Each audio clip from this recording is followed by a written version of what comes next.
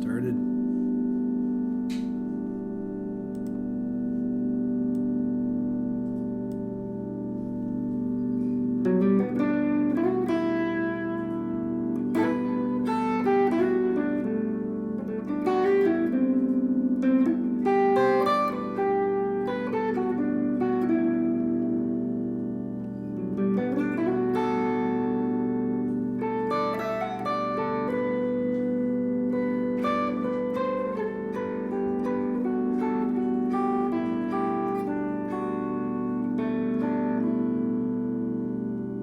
What's up, everyone?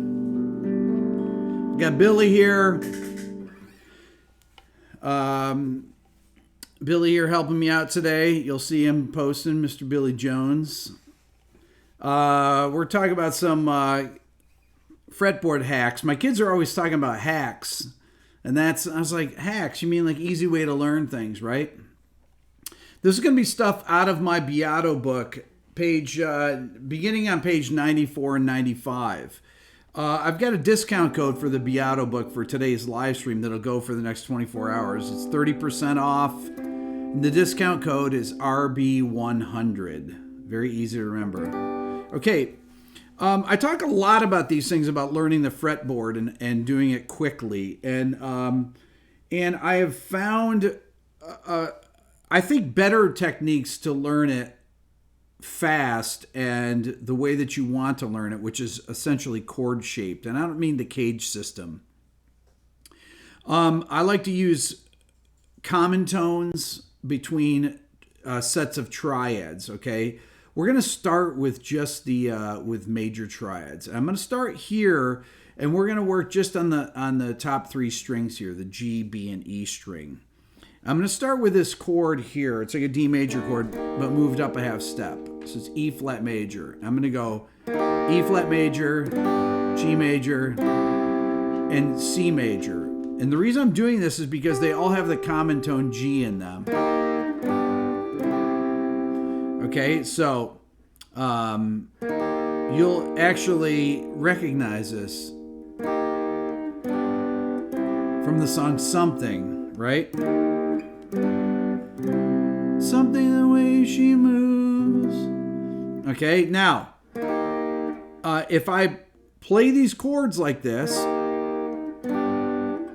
it'll show me all three shapes in order to learn those triad shapes up the neck. And then I move up to the next position. I go E flat, G, C. So it's the same three chord shapes that I'm using.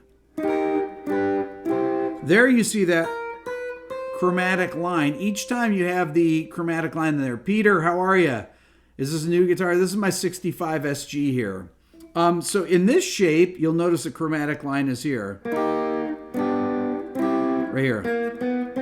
You're always going to have the chromatic line B flat, B, C. Then here. Then I have to go E flat up here. And then... Okay, so the reason that I do this is that I learn those triad shapes in one position, and then you take them and you play them like this. And I go backwards. So this is E flat major, and I play them in single notes.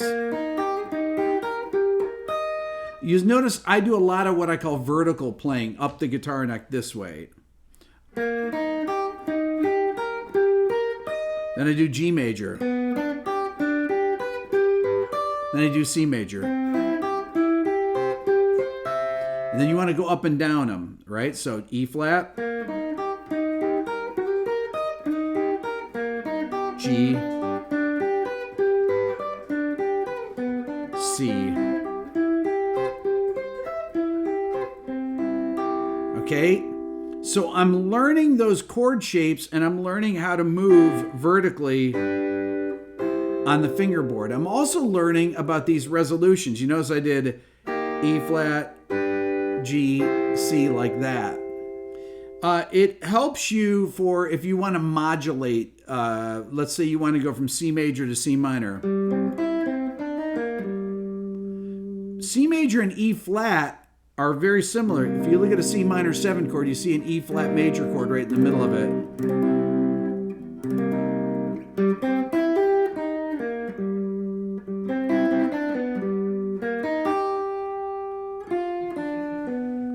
What's that? Oh, it's John Beato. Oh, what's up, John?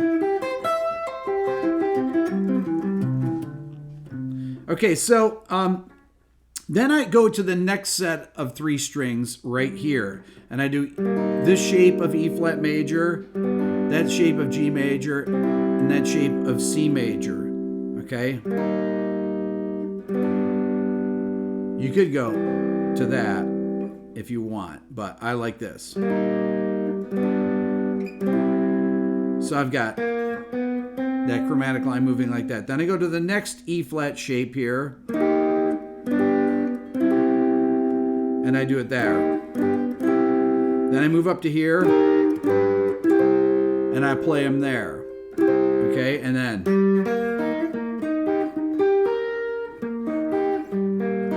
G major,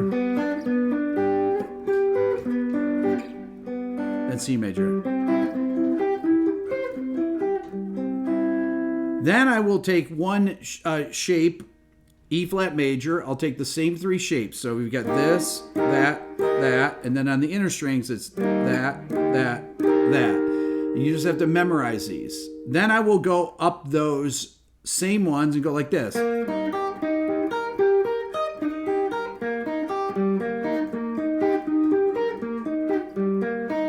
Okay, so then I will take both shapes and combine them. Right? Then I'll do G major. I'll do G major here.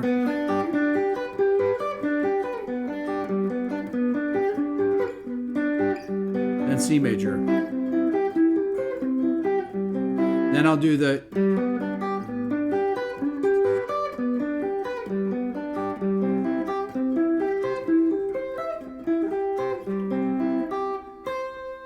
Okay, then you move to the next set of 3 strings. Now, all this is in my book. What you want to do is you want to just practice these. It's literally right here. Now, my book only comes in PDF, but I'm showing you here. These are the shapes for this, right? They're all right there. And the reason that I learned them in groups of 3 is because it's very handy if you want to do things like triplets, right? You'll notice that I will play a lot of arpeggio shapes, and I will go between them. I'll use a set of 3 there, then I'll go a set of 3 there.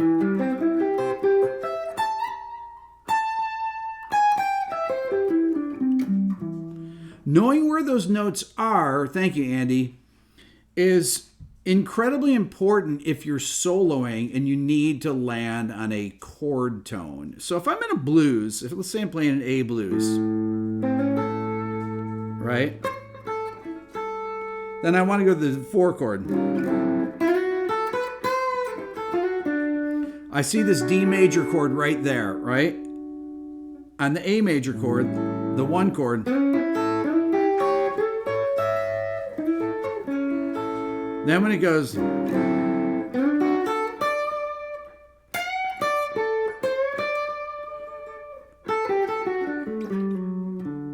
so I know where all those notes in the D major chord are. I know it there, I know it there, I know it there, I know there, I know there, I know there, I know there, I know there, I know there.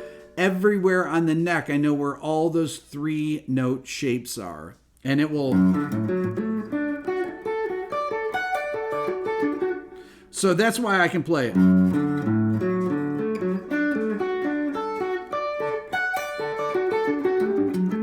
That's why I don't make a mistake on any of these. This is not really the caged system, okay? Because I am learning these in fragments on sets of 3 strings typically. One of the reasons you want to learn things on groupings of in 3 string groupings and 2 string groupings is so that you can move vertically on the neck. Okay, I'll give you another example. if I were to take an A major pentatonic scale, and I'm on an A blues, and I played this. Okay, there's my whole scale right there, including the open string. So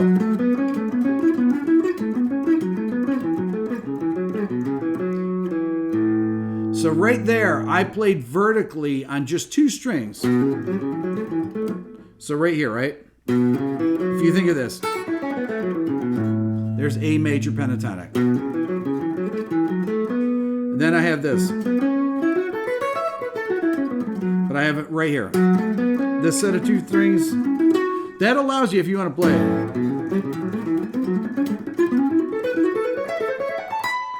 that will allow you to move up the neck, right? Or move down the neck, right?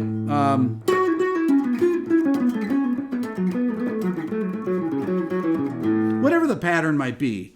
You can do the same things with major scales on just 2 strings, right? So if I played let's say I'm playing over an A minor chord here, right? I'm going to go. And I'm going to use the notes from G major, but I'm just going to do them on 2 strings, just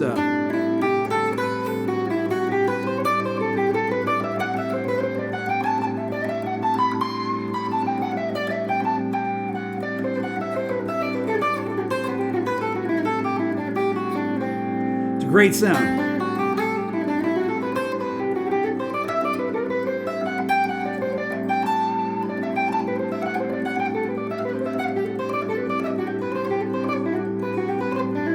How do you like that, Billy? Pretty cool, right? Oh, that's cool.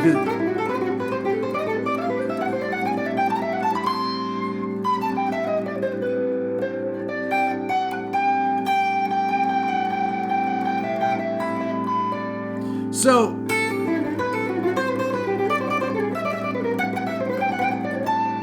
and if you can play it with a clean tone, you can play it with a distorted tone, no problem. So there, I took a G major scale, and I just started in the first available note, which would be the first fret, would be here.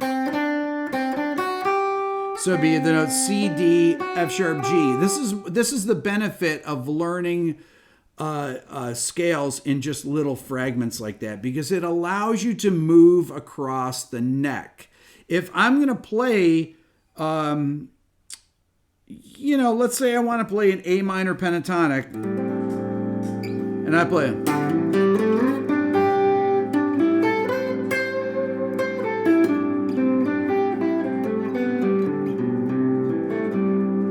So I'm using this.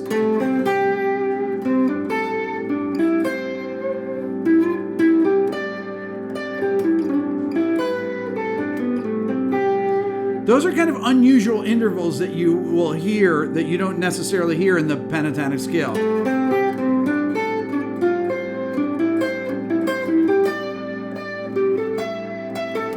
I love it.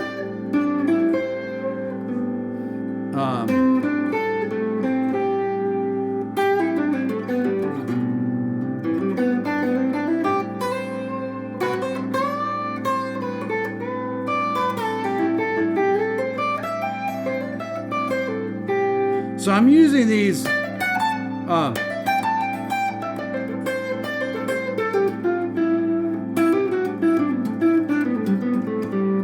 using all these little, you can see I'm using all these little 2-string fragments to move.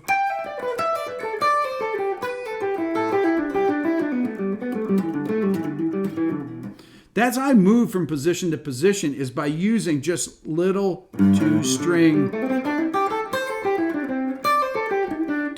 fragments if I'm playing A minor pentatonic. Right? You got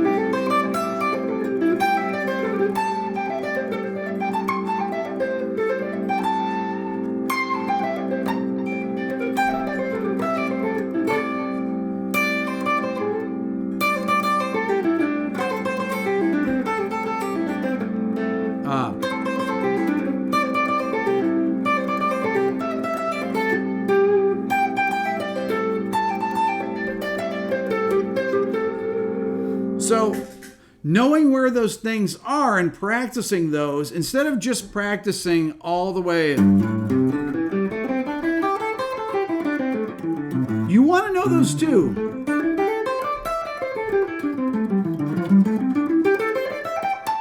You want to know all those as well. But I think that they're better to learn in groupings.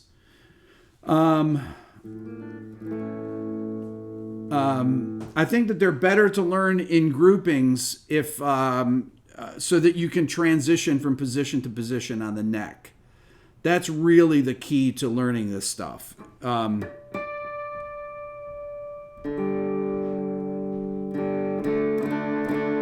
going to tune here for a second and answer any questions here. So the discount code for my book or for anything in my store, RB100.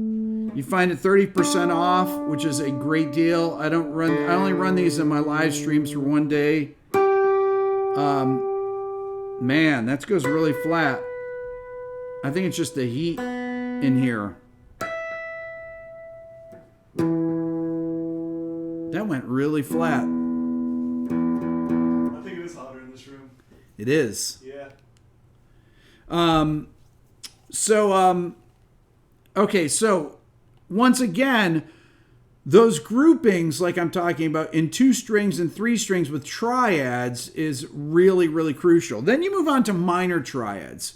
You want to do the same thing. What you want to do is you want to take C minor, and you want to take the 3 minor triads, C minor, G minor, and I'm sorry, I'm going to start with E flat minor, right? E minor, G minor, and C minor. Those 3 triads, because they all have would have the common tone there. So E minor, E minor, G minor, C minor. Go through the same progression, and then once again, you're going to take these 3 triad shapes here. We'll play them as single notes. Now there I would play, or you go across and do it like that. Same thing with G minor. Same thing with E minor. Whoops. And then what you do is you move to the inner strings, and eventually you start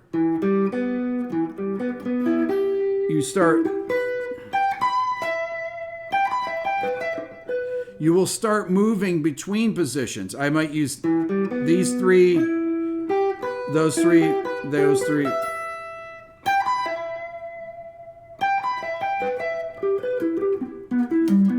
These triads really come in handy when you're playing over other types of chords, like, for example, half diminished chords.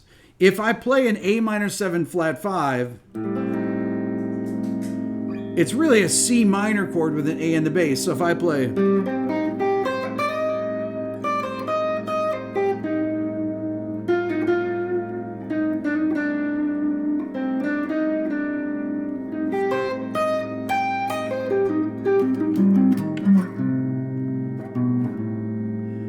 that's where you get that sound.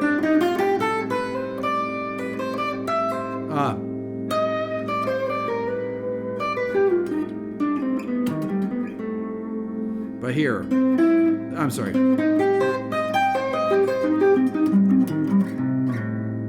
So I'm playing a C minor triad here. And then I'm adding in notes from the scale.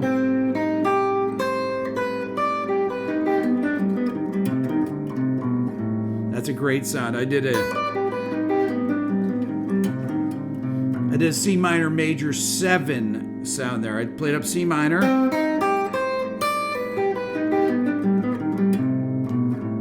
That's a great sound. I did C minor major 9.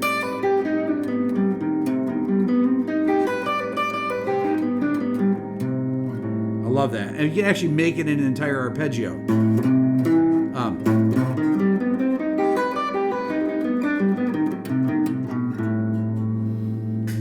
So all of these things, I use these constant structures, these little triadic fragments all the time. And then I will add the second to them. So make them add nines, either major add nine or minor add nine.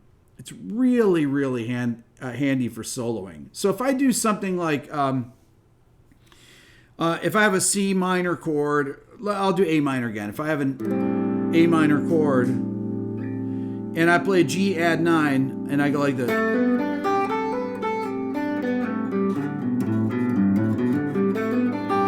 C add 9. D add 9.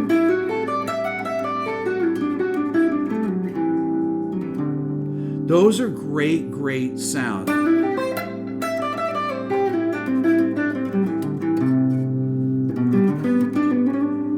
That's G add 9.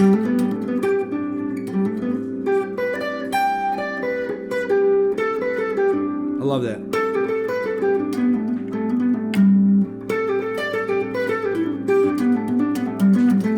It's almost pentatonic. Except you have that fourth there, you're leaving out that E. That's where I get those big jumps, like when I play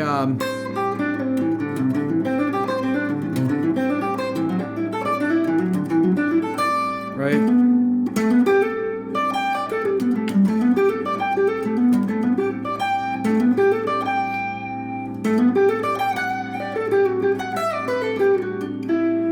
Awesome. That to me is a beautiful.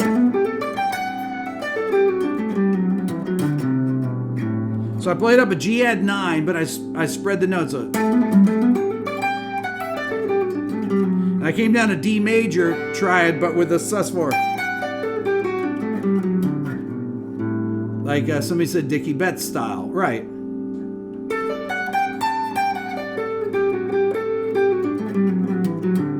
So I went up G add 9.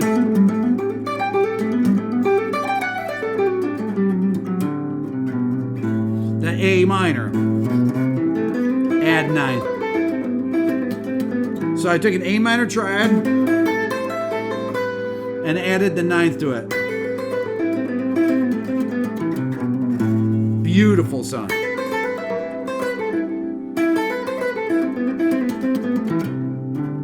I love it. Then D add 9.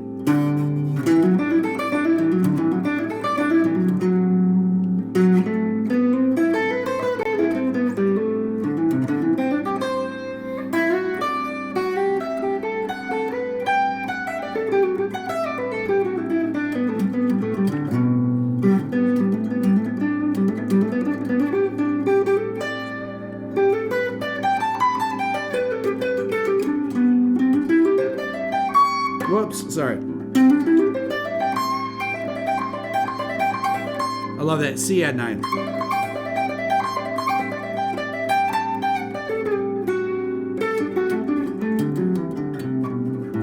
So I'm just using little fragments like that. Little triadic fragments. A minor add 9.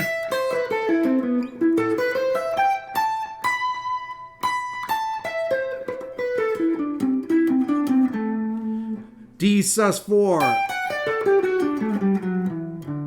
I could use G sus4. I love that. I could use.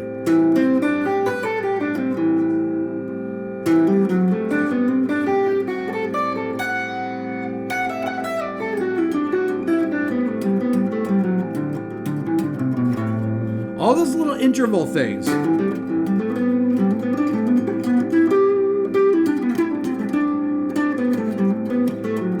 So I'm using different pentatonic over there. G major pentatonic over A minor.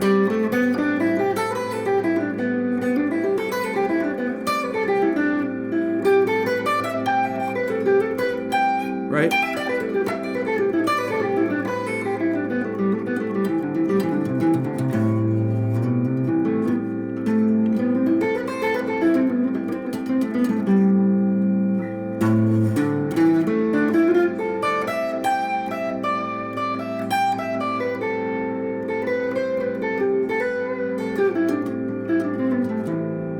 So I'm always thinking thinking in just little,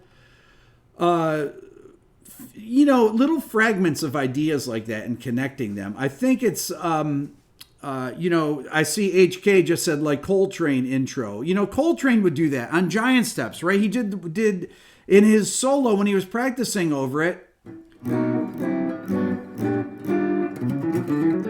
So he's doing a B major, D major, G major, G major, D major, G major, E flat major, or I'm sorry, B flat major. Oh, these are all add nines. So B, D7, G major, B flat, E flat. But he just do 1, 2, 3, 5.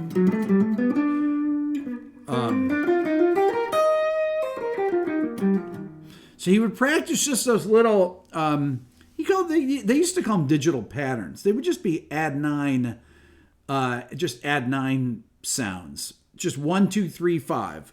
1, 2, 3, 5 on B major, 1, 2, 3, 5 on D major, 1, 2, 3, 5 on G major, 1, 2, 3, 5 on B flat major, 1, 2, 3, 5 on E flat major. Right? And then you can do A minor. Right?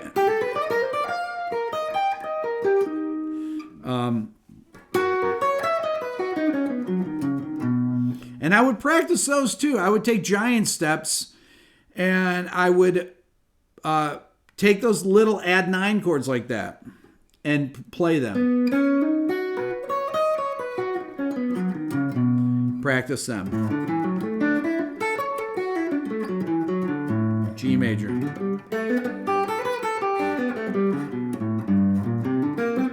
B flat major. E flat major.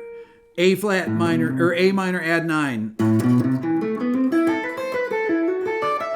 D add 9. G major.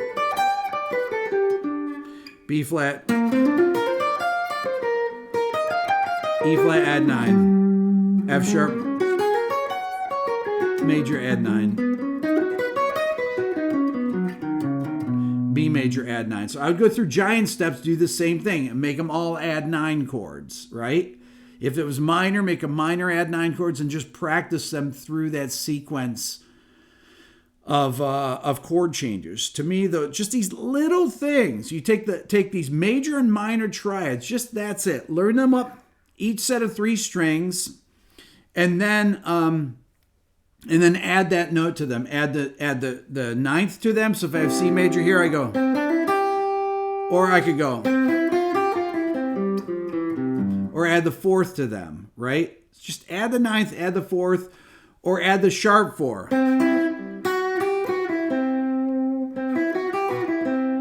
I love that sound. That's beautiful. Anytime you hear it.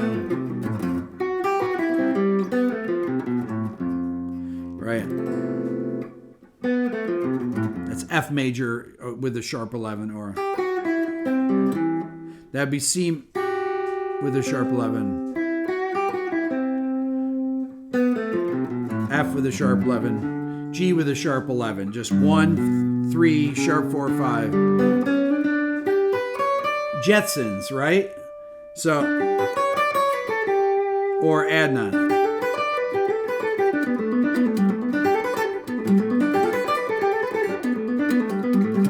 It's hard to do this with hammer-ons like that.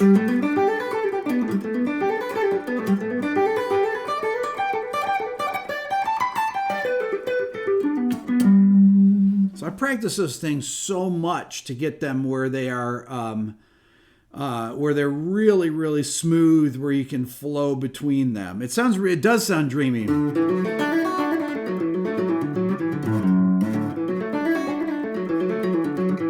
What if I play that against just a nice D sus2?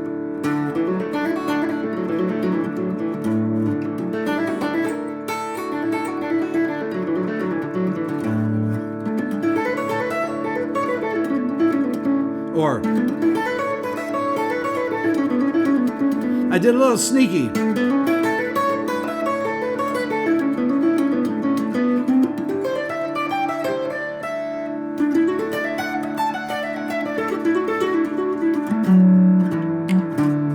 Love that song. Or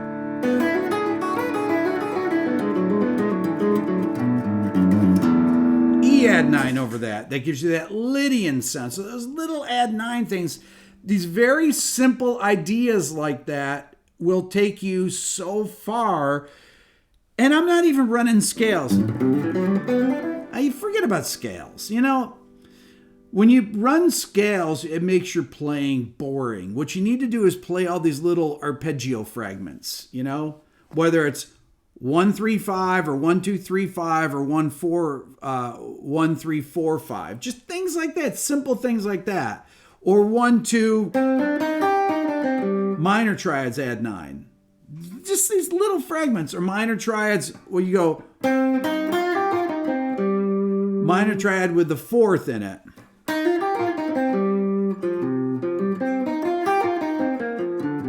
People don't use these things enough. Like if I'm playing over a B flat chord, like if I play, instead of playing like a straight B flat chord, I might play.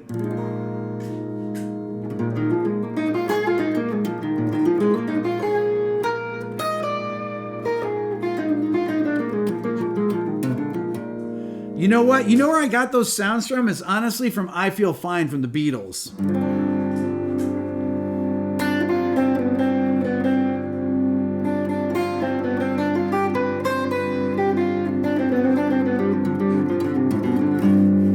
I'm using that.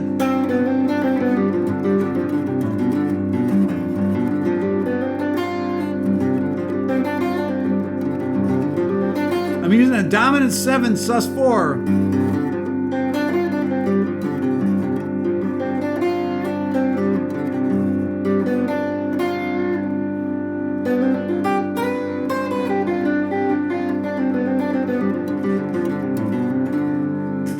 So those are, you know, just those things like adding,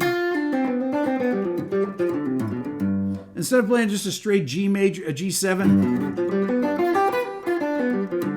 add in that 4th.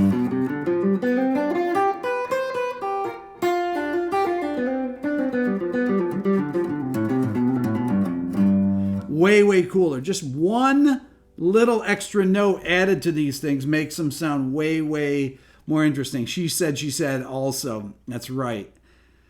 That's a John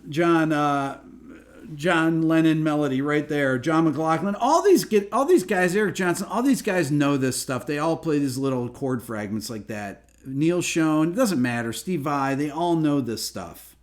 Because it makes your playing more interesting than just running up and down scales. Running up and down scales is boring. Also, running up and down arpeggios is boring. You got to add an extra note to them to make them like make them little 4-note fragments. It sounds way more interesting. All this stuff's in my book. Get a discount code RB100. You can pick it up right now till tomorrow. 30% off. You can find it on my store at rickbeato.com. What's up, Brett? Great to see you. Great to see you. Learn your triads with the added 9 and the 11. Forget about the 13. You don't need that. You need the added 9, the added 11, and the added sharp 11. Okay, those 3 things. Same thing with the minor 9. You need to do it with the minor triad with the add 9, right? 1.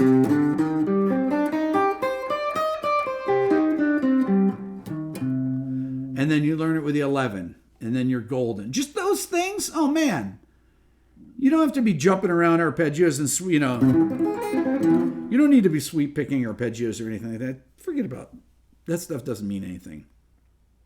I mean, it does. Once you can do it, once you learn all this stuff, then you can learn how to sweep pick arpeggios and stuff. But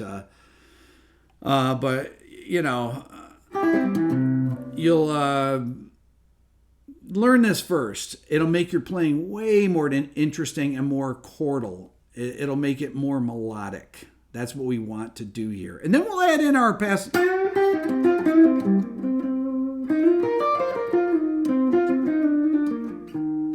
I'm playing like some C blues.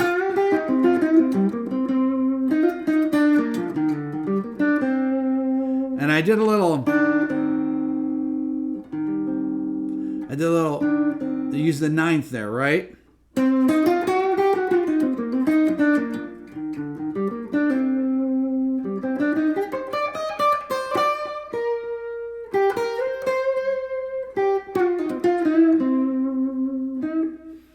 All right, we're all good for today. You guys are the best. Go to my website, rickbeata.com. We'll see you later. Thank you.